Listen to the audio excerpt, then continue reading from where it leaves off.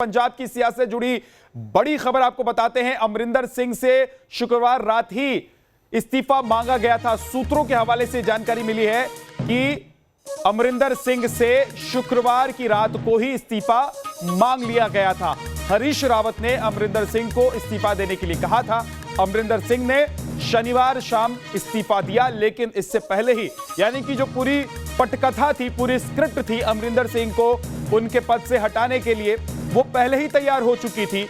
और इसीलिए शुक्रवार को ही हरीश रावत की तरफ से उन्हें कह दिया गया था कि आप मुख्यमंत्री पद छोड़ दीजिए।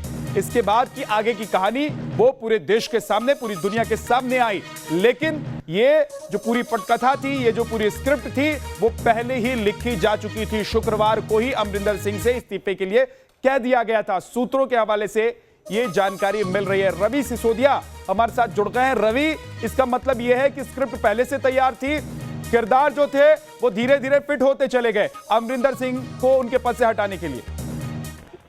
बिल्कुल, देखिए विद्या सूत्रों ने जो बताया कि आलाकमान को जब इस बात की भनक थी कि कैप्टन अमरिंदर सिंह के खेमे में बहुत ज्यादा विधायक नहीं है, तो ऐसे में ये टाइमिंग का वेट किया गया और परसों रात को उनको इस बात की जानकारी दे दी गई प्रभारी की तरफ से कि अब आपको स्टेप डाउन करना होगा, क्योंकि कई तरह की बातें निकल के सामने से, कई विधायकों ने उनकी शिकायत की थी कि वो उनकी बातें नहीं सुन रही है। दूसरी सबसे अहम बात निकल के सामने आ रही थी कि जब कमेटी ने अपनी रिपोर्ट दी थी, कमेटी की तरफ से भी ये कहा गया था कि उनकी जो रिपोर्ट है उसको उनको अमल करने के लिए कहा गया था, लेकिन लगातार वो नजरअंदाज कर रहे थे। कमेटी की तरफ से सुझाव दिया गया था कि वो अपने मंत्रिमंडल का फेरबदल करें, मंत्रिमंडल में एक दलित और एक हिंदू चेहरे को उप मुख्यमंत्री बनाए, लेकिन तमाम चीजों को नजरअंदाज किया जा रहा था। आलाकमान की तरफ से टाइमिंग का वेट हो रहा था और उन्होंने ये टाइमिंग देखी और उसके बाद उनको समझाने की कोशिश जरूर की गई थी, लेकिन सूत्र ये भी बता रहे हैं कि चूंकि बहुत कम वो फोन पे आते थे, जो सबसे बड़ी शिकायत थी कैप्टन अमरिंदर सिंह किसी का फोन नहीं उठाते थे, उनसे संपर्क करने में दिक्कत होती थी। तो ऐसे में इसकी उनको परसों रात को बता दिया गया था कि आपको स्टेप डाउन करना पड़ेगा।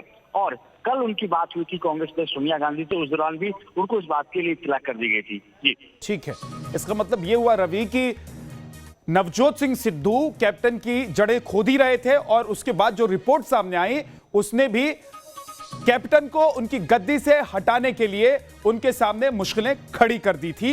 यही वजह है कि कैप्टन को इस्तीफा देना पड़ा। शुक्रवार को ही उनसे इस्तीफा मांग लिया गया था। यह बड़ी खबर है। इस वक्त एक और बड़ी खबर आ रही है।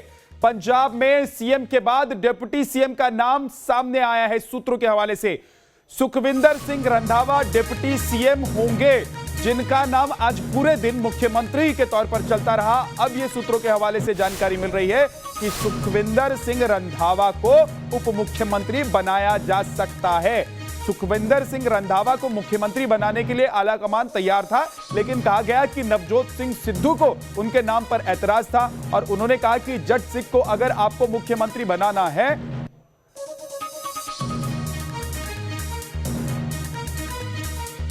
तो फिर मैं क्यों नहीं। इसके बाद ही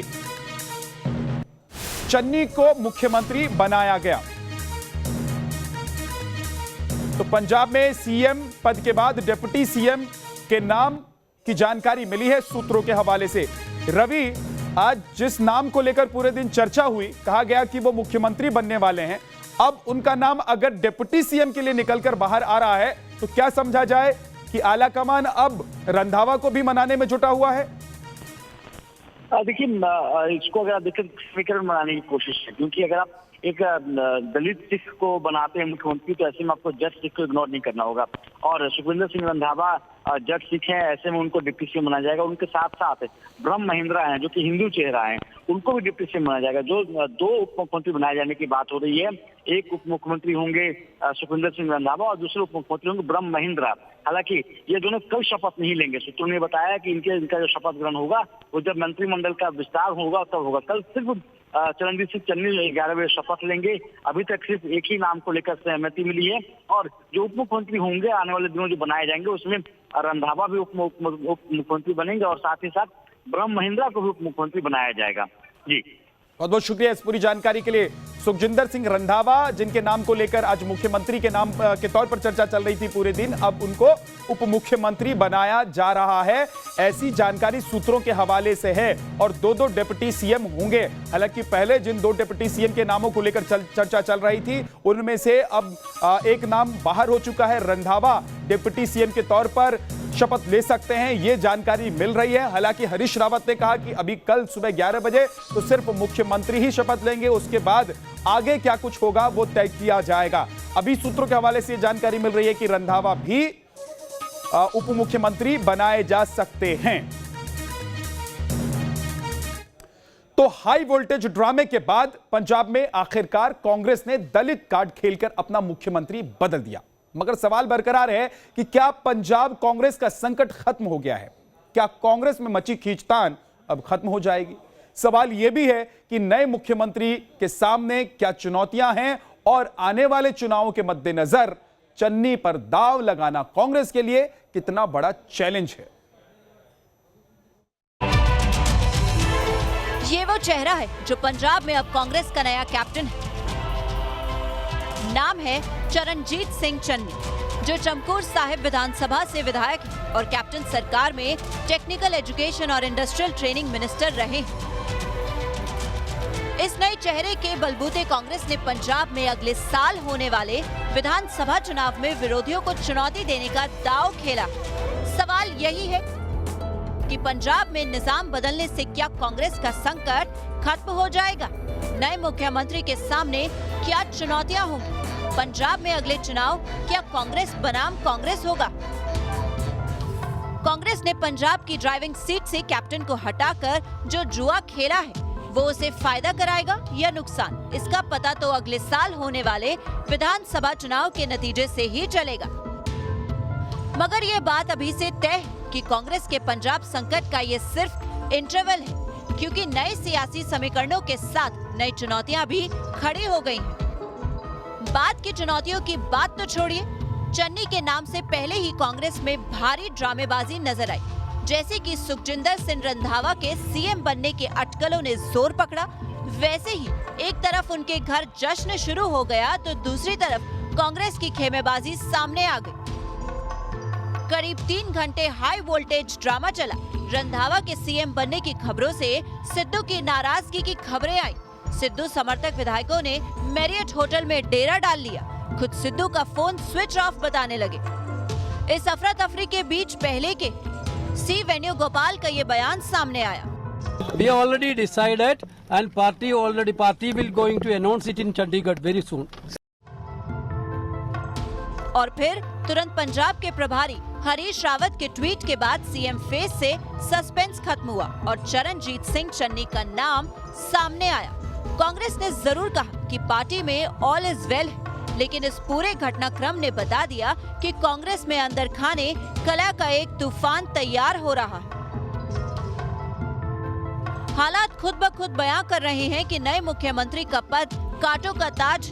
वहीं कांग्रेस के लिए भी ये किसी अग्नि परीक्षा से कम नहीं है और इसीलिए हम कह रहे हैं कि कांग्रेस ने सरदार भले ही बदल दिया हो, लेकिन संकट बरकरार है। मगर कैसे, अब इसे भी समझिए। पंजाब चुनाव में महज 5 महीने का वक्त है। नया सीएम है जिसकी पार्टी के भीतर की स्वीकार्यता का भी कोई अंदाजा नहीं। सवाल यही है कि 9 सिक्के पर दांव लगाकर क्या कांग्रेस ने अपने पैर में कुल्हाड़ी मार ली है? जब युवा मैं वेलकम करता हूं, तो मैं बिल्कुल उनके जो निर्णय लिया है, हम कुछ आदमियों ने जो हम मिनिस्टर इकट्ठे थे, उनमें से कोई भी चीफ मिनिस्टर बन जाए, हमारा पहले दिन से ही डिसीजन था।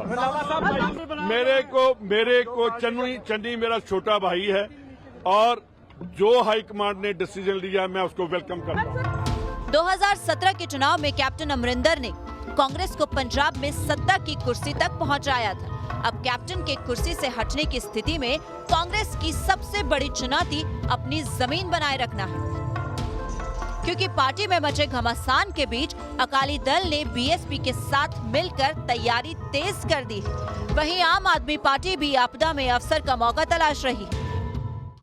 पंजाब की सियासत एक ऐसे मोड़ पे खड़ी है जहां कांग्रेस पार्टी तो सुसाइड मिशन पर है, वो एक सेल्फ डिस्ट्रक्शन मोड में है। उन्हें वोट देना मतलब अपना वोट बर्बाद करने जैसा है। ये दूसरी ओर अकाली दल है जो हिंदुस्तान की सबसे ज़्यादा हेटेड पॉलिटिकल पार्टी है, उससे पंजाब का एक एक बंदा नफरत करता है।